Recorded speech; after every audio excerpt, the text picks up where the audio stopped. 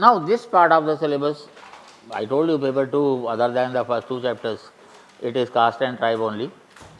Caste is alien to India, and the concept of tribe has been rejected long back, you can say.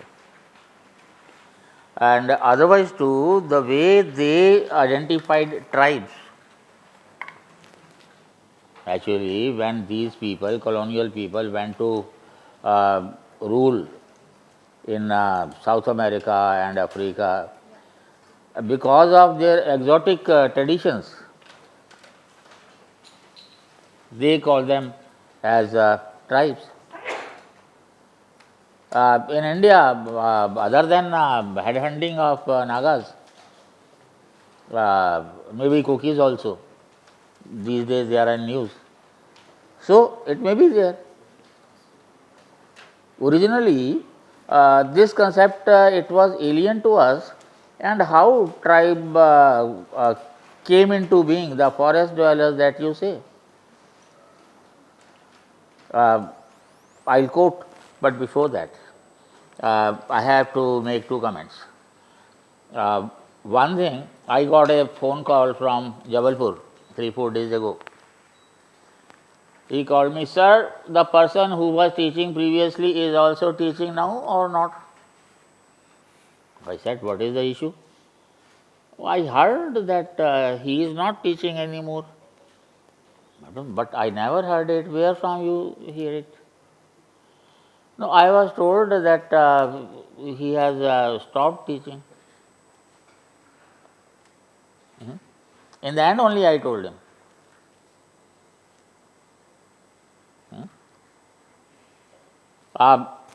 Actually, if you go by 50 years in a subject, it seems that person must be quite old.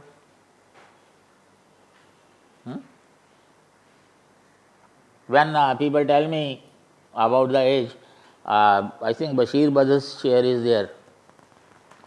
मुझे थकने नहीं देते ये उम्मीदों के पहाड़, मेरे बच्चे मुझे बूढ़ा नहीं होने देते. If I'm young, I'm young because of you. Staying with the youth, you remain youthful throughout. But because that I'm going to start that school for tribals, but can I teach so young people? You need specialists for everything. Of course, I'll be taking care of whatever is happening. Definitely I'll be enjoying that, but I'll have to learn that. And for this, I don't have to learn anything anymore. Of course, you people keep teaching me every day. I learn from you people. And for one day in a year, the day when result is out, that for one day, I'm ready to work throughout the year. That is a blissful day. मुझे नहीं लगता इतना ज़्यादा खुश कोई होता होगा. When you people make it to the final result, that is the day for me. There was a time when I stopped teaching for almost 3 years, but I couldn't stop because people started coming to my home. And rumor did spread. We had classes in Mukherjee Nagar. Rumor did spread. अब तो ऐसे बुड्ढे हो गए हैं, अब नहीं पढ़ाते वो. So when it came to me, then I started again. Life should be that like Dr. Abdul Kalam's life. Last day you finish without realizing where you are going. So I'll be working somehow wherever I am, and even when I'm there, one thing I can do, maybe instead of having 3 batches in a year, we may have 2 batches. Because without my presence here, I doubt whether you can gain from my experience. Of course, even when I'm there, we'll have blue chip and all those things, daily interaction will be there. But personal eye-to-eye contact is something, if you miss, you may miss result as well.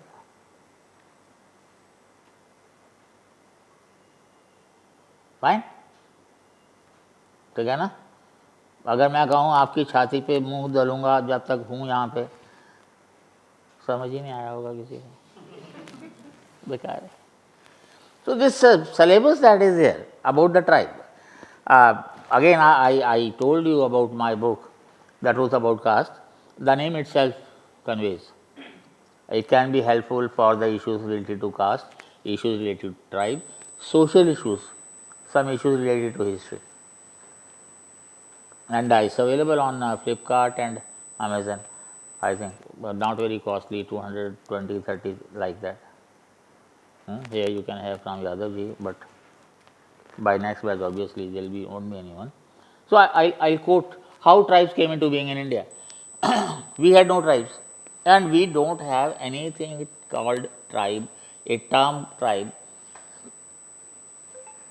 Chanakya called them Vanya Jatis, Jati. Gandhiji called them Girijans. In Hindi we call it Janjati. And in one of my research papers, I was editor for a Hindi journal, Manav. Used to write articles there only at that time. I created a concept that when you call it Janjati, Jan is derived from the Janapadas in ancient India, and Jati, of course, is the ground reality of India. The term Janjati you don't find before the constitution. Tribe you find, I told you, since 1667 or so. And how it came into being? Ibn Battuta, you have heard about him. Tughlaq-Kalin Bharat, volume 1, translated by Syed Athar Rizvi, 2016, page 238. He writes, in Hindustan, Kafis and Musalmans dwell in mixed localities, and Musalmans remain victorious over them. A large number of Kafis, to protect themselves, live in places located in inaccessible mountains and uneven terrain in the dense bamboo jungles. Here, bamboos are not hollow and grow to significant lengths. Their branches are intertwined in such a way that fire has no effect on them. Kafis start living in these jungles, and these jungles act as walls for them. Within these walls are present their domestic animals and their land for cultivation. They collect rainwater. Thus, they can't be defeated without a large army. Armies enter the jungle and cut bamboos and chains with special instruments created for this purpose. People started living in forests because of the fear of these invaders. For invaders, the rules were very clear. First thing, convert to Islam. If you don't, pay tax, humiliating tax, they call jizya. Still, if you don't, then get into the menial jobs, skin work and toilets. And there were no toilets actually. Toilets started with Jahangir. In Indus Valley they were there, and thereafter it was in Jahangir's time 100 toilets were set up. And still, if you don't, then finish. So people used to run away. That is one instance. Then you have M.A. Khan. M.A. Khan was a Pakistani. He had to run away from Pakistan because he wrote a book, Islamic Jihad, a legacy of imperialism, forced conversions and slavery, 2009. What he writes? The peasants has literally become bonded slaves of the government, since up to 50 to 75% of the produce was taken away in taxes, mainly as kharaj. She continues, the condition was so bad that the Hindus were running away from populated areas and hiding in forests to escape from tax collecting army of the king. Many more incidents were there, but I could not accommodate many of them, because the point to emphasize was that the people who left for forests, we have very similar social organization, we have very similar economic activities, we have very similar, like in Vedic times, there were no pictures or statues or births of gods and goddesses. Nature worship was there. Many of the Hindus are also nature worship. They also worship nature. And when the British started to divide India on the basis of caste and tribe. Risley first created the characteristics of tribe, nature worshippers. But so many people included themselves in this list of nature worship that Risley was confused. But that term had to be created. I told you divisive, and finally what happened? Even we rejected this concept of tribe, and this is Charlotte Seymour Smith, Macmillan Dictionary of Anthropology, 1986. I think you have that dictionary. It has been given to you. Yes, it says anthropological study of African people showed that the colonial concept of the tribe as an ethnically, linguistically, culturally and politically autonomous and self-conscious unit was a gross oversimplification of the complex panorama of inter-ethnic and regional social relations of pre-colonial Africa. The realization of the artificial nature of the concept of tribe generated a rejection amongst anthropologists and also among African politicians and intellectuals, who began more and more to question the relevance of the concept for the interpretation of contemporary African social and political organization. Thus, modern anthropologists prefer to employ the notion of ethnicity and inter-ethnic relations in order to analyze and interpret what are indeed very real problems of intergroup conflict, but which are not fruitfully conceived of in terms of tribalism.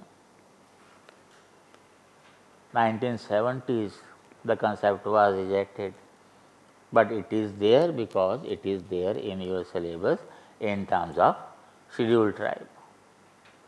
Tomorrow you are included in that list in the constitution, you become a scheduled tribe, but you do not become a tribe, because the characteristics which anthropologists associate with a tribe, remoteness or isolated, today no community can remain isolated. Primitive economy,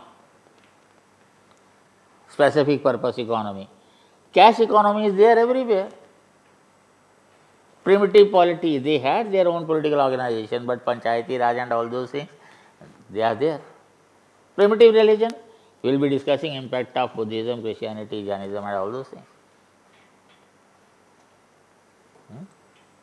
So, as such, if you want to call any community as tribes, these can be Shompen and Sentinelese in Andaman Nicobar Islands, and we know nothing about them. Otherwise, on Indian mainland, there is no community that you can call as tribes.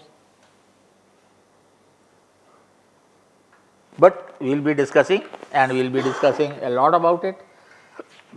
I started with that tribal India, tribal situation, biogenetic variability. Then you have history of administration of tribal areas, tribal policies, plans, programs of tribal development and their implementation, the concept of PTG, actually now it is PVTG, particularly vulnerable tribal groups, introduced in 2006, but still 17 years later it is continuing. Their distribution, special programs for their development, role of NGOs in tribal development. This covers a lot of information about the tribes. History of administration of tribal areas. Now, tribal areas, whether you will start with the British or I told you, you will start with the Janapadas, that depends on you. One thing I forgot to talk about, in archaeology in paper 2, they have a contribution of tribal culture to Indian civilization. In 1.1 you have evolution of Indian culture and civilization, prehistoric, Paleolithic, Mesolithic, Neolithic, Neo-Chalcolithic, proto-historic, pre-Harappan, Harappan, post-Harappan, that includes everything, and in the end it is contribution of tribal cultures to Indian civilization. Now the question is, how will you define civilization? We start civilization, this is a very relative term. Like in social sciences, we call Indus Valley also as a civilization. But if you ask somebody with a knowledge of physics, He will say, no, civilization starts with the uses of mechanical uses of steam. Civilization starts with James Watt. And those of you who have background in computers, you will say, no, civilization is where silicon chips are. So it is technological advances.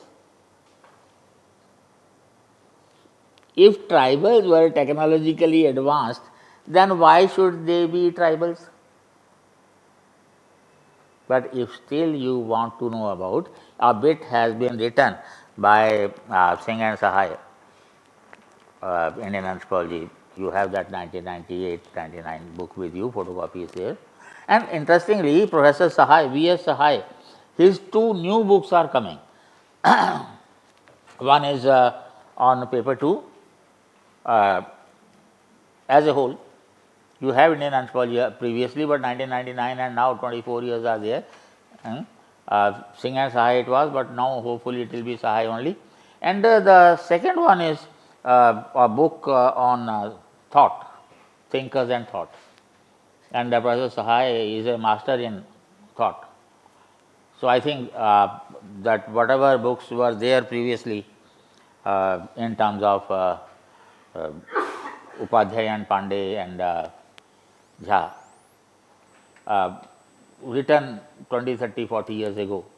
So this will be the latest, and he has great skills in writing as well. Gone to press, but whenever these are released, I will tell you about. Fine.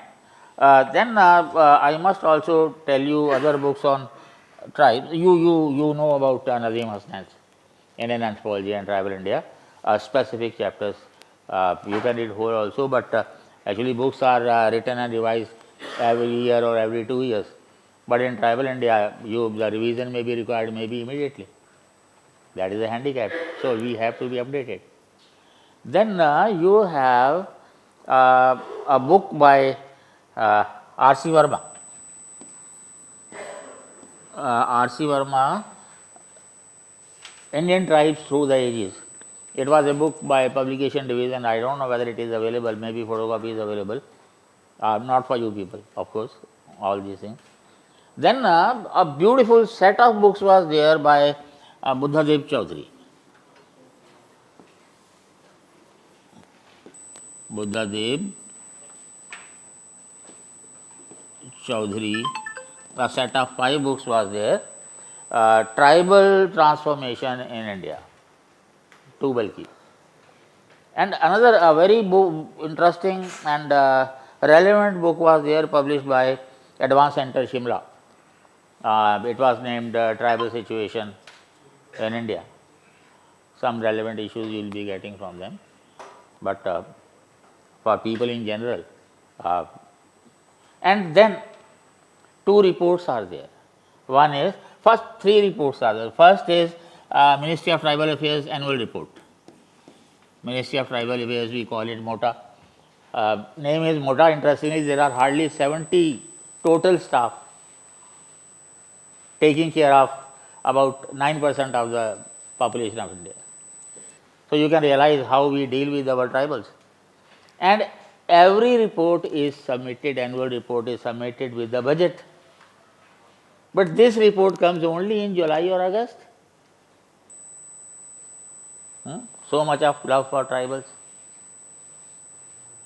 Then you have a Khaka committee report. I don't know why people call it Zaza. Virgin's Khaka is Khaka only. And I think in an article in 2005, he gave a reference of my book, Who Cares for Tribal Development. Otherwise, in Anthropology Circle, people didn't give much importance to that book. But after Khaka gave that reference, people thought it must be something different. Then you have, this is 2014. Then you have Abhay Bang committee report on health. I think it is 2017 or whatever it is, something like that. On health it is there. In your study material you have both of them. This annual report of MOTA, you have to update yourself whenever you have to appear in exam. If you are appearing in 23, Then July or August when it comes, September will be exam, you will have to update. When it is 24, that way.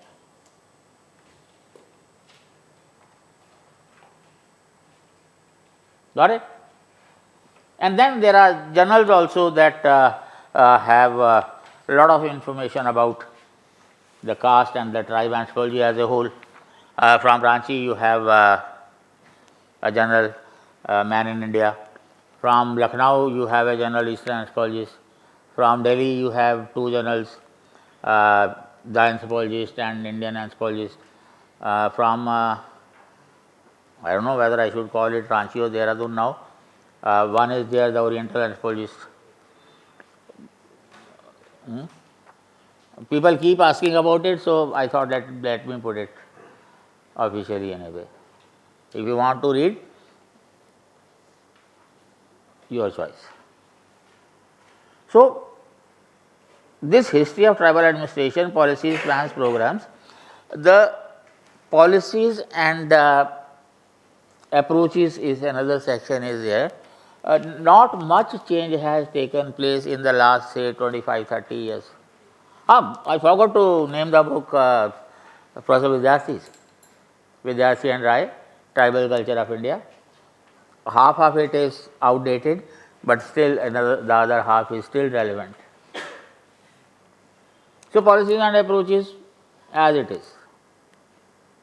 Programs, they keep adding up, and the latest programs will be there in the report of MOTA. PBTs is also. There is a separate chapter, maybe a 2-page chapter only, but definitely a chapter is here.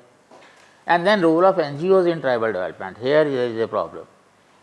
In general, people take NGOs in general the way they deal in general studies, and when I say general studies means by pub-ed people.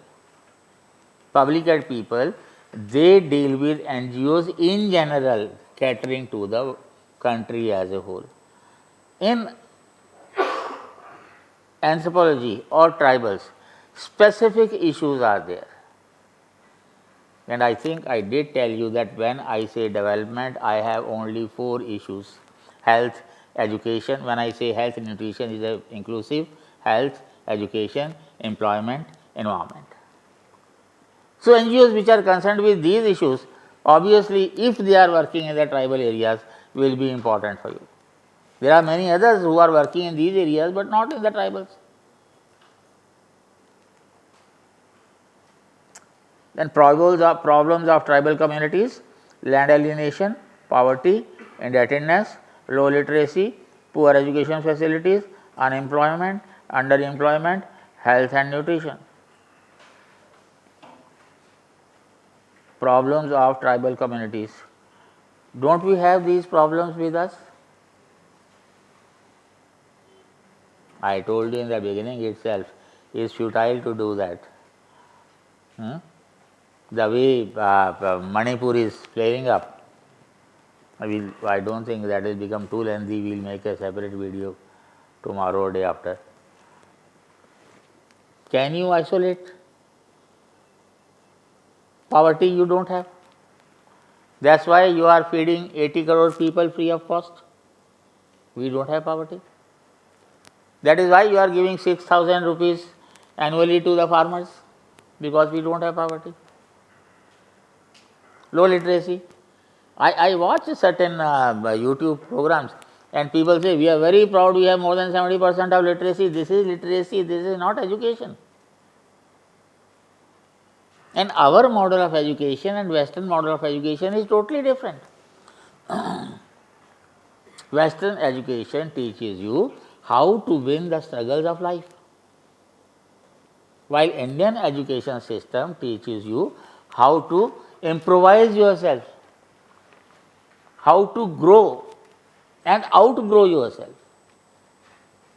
And here it is only literacy. Every year a search report is there. Students of 8th class cannot study the books of 6th class, 5th class. Students of 5th class cannot study from the books of 2nd class. I had a survey and it is there in one of my research papers in Jharkhand, in Giridih. There was a school of Santhals in 8th class. I took a survey, there were 36 students. I asked them to write 1 to 15 both in Devanagari and Roman, and only 9 could write, 8th class students. Only 9 could write correctly. So, this is the level of education, nothing to be proud about. And I have been telling again and again, if a country does not invest in health and education, forget about becoming Vishwaguru. You may be becoming anything else, but not that.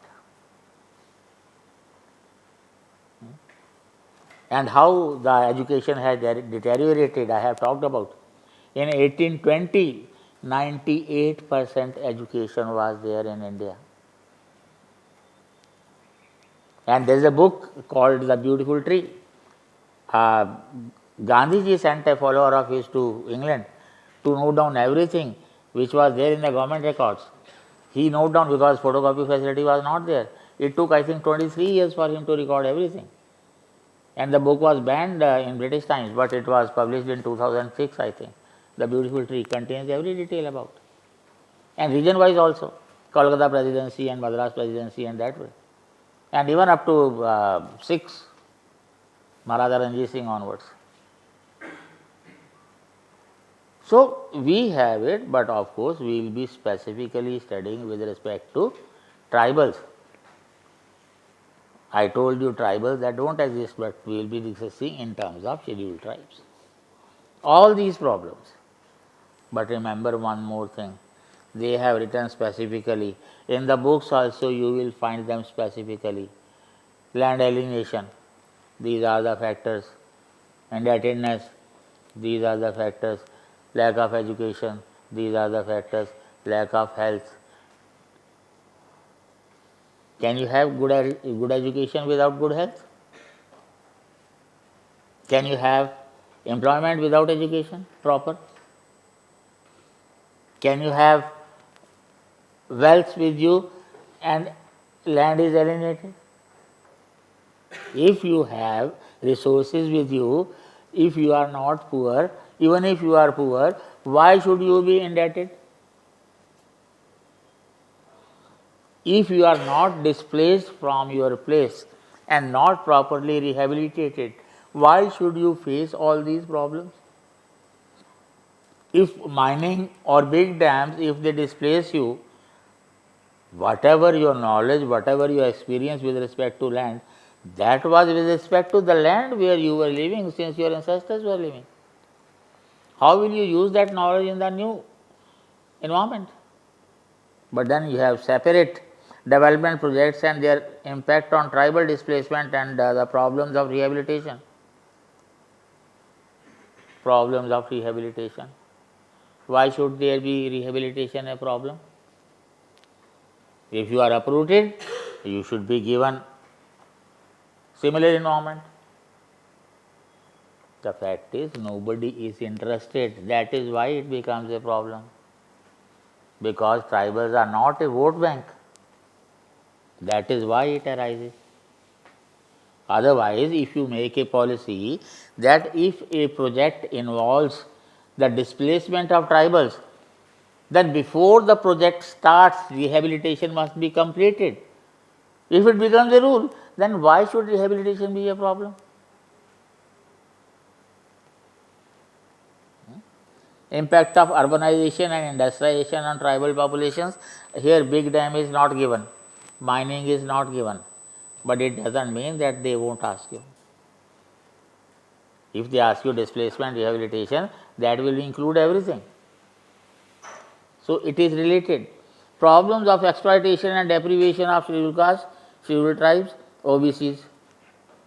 I told you OBCs in the previous video.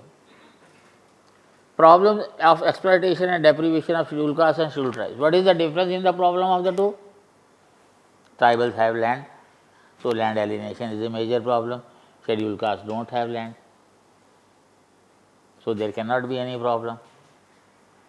But how come scheduled castes came into being? I told you 98% literacy at that time. I told you British had realized that unless We demean their civilization, we cannot rule them properly. So they did two things. Our wealth, our prosperity, it was not because of Brahmins or Kshatriyas, means direct. Of course, through education it was, and through peaceful environment obviously, it was because of the artisans.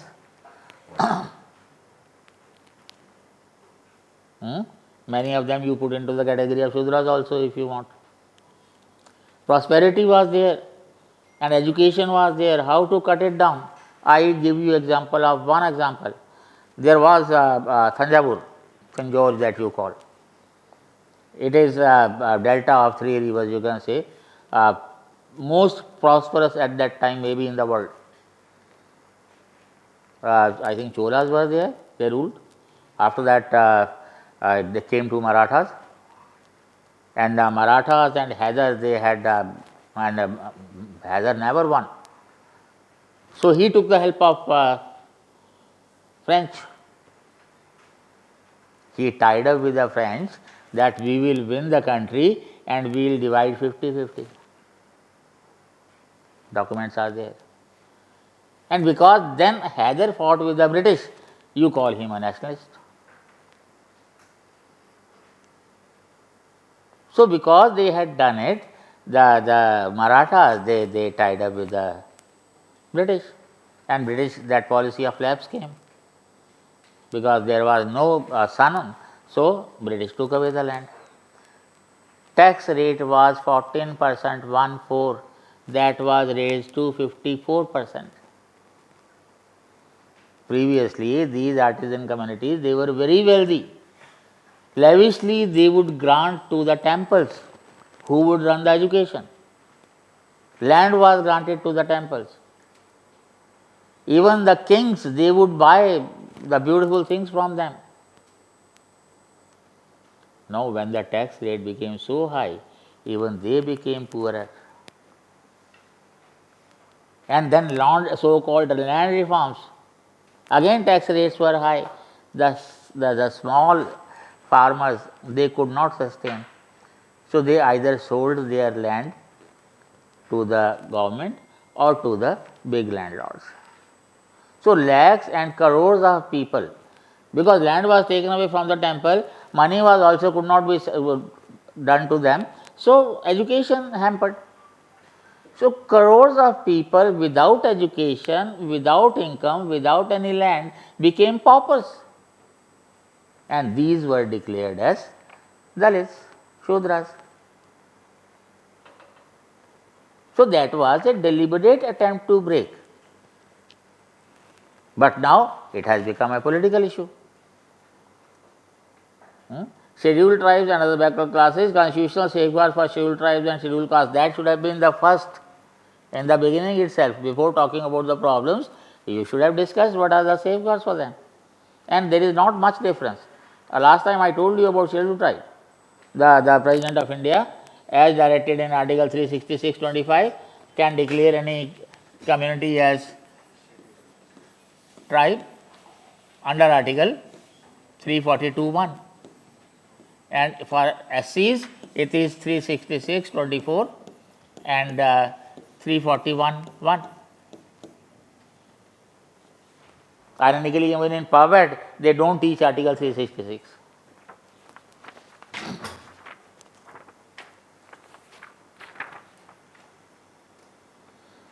Social change and contemporary tribal societies. Impact of modern democratic institutions, development programs and welfare measures.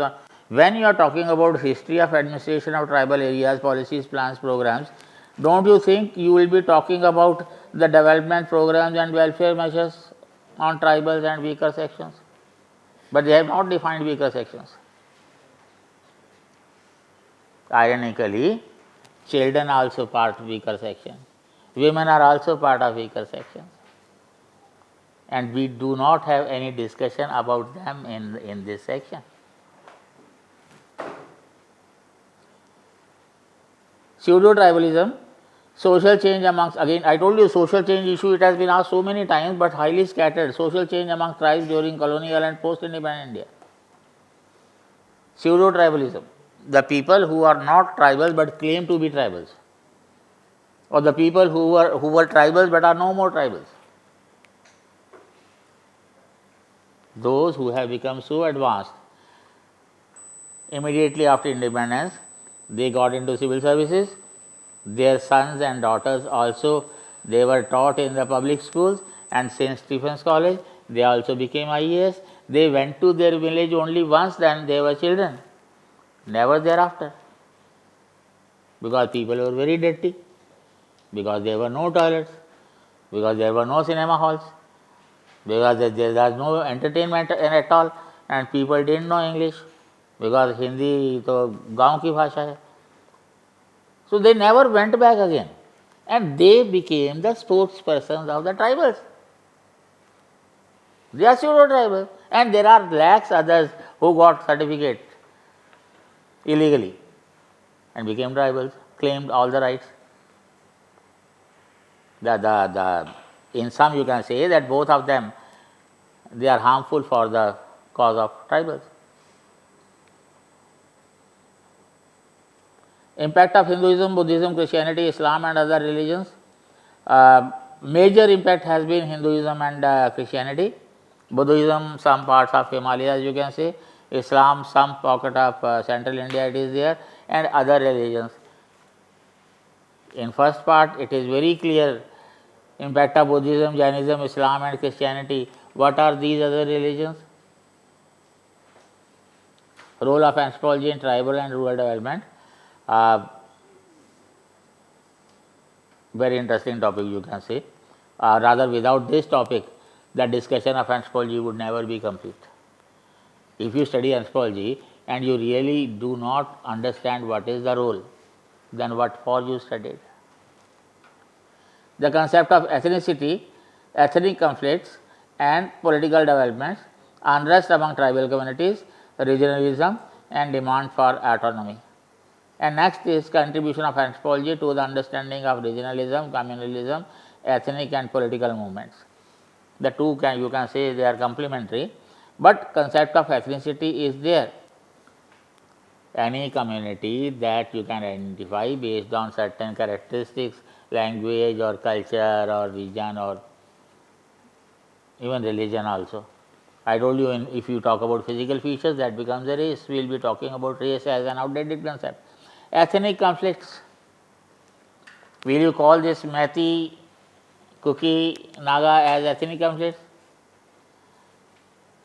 Again, I told you we will make a separate video for that. But this contribution of anthropology to the understanding of regionalism, communalism, ethnic and political movements, only one article is there, and article by Professor Vinay Srivastava.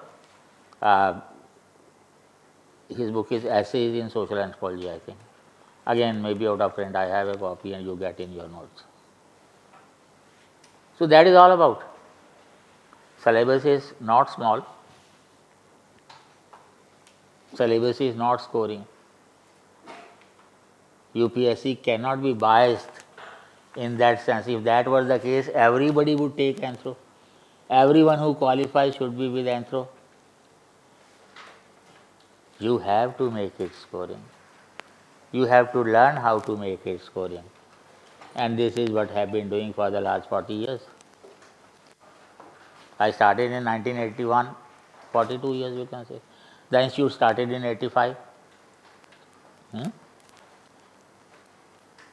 Anthropology, if it becomes your way of life, then only I will think I am justified in my efforts. Otherwise, anybody can become IAS with anthropology.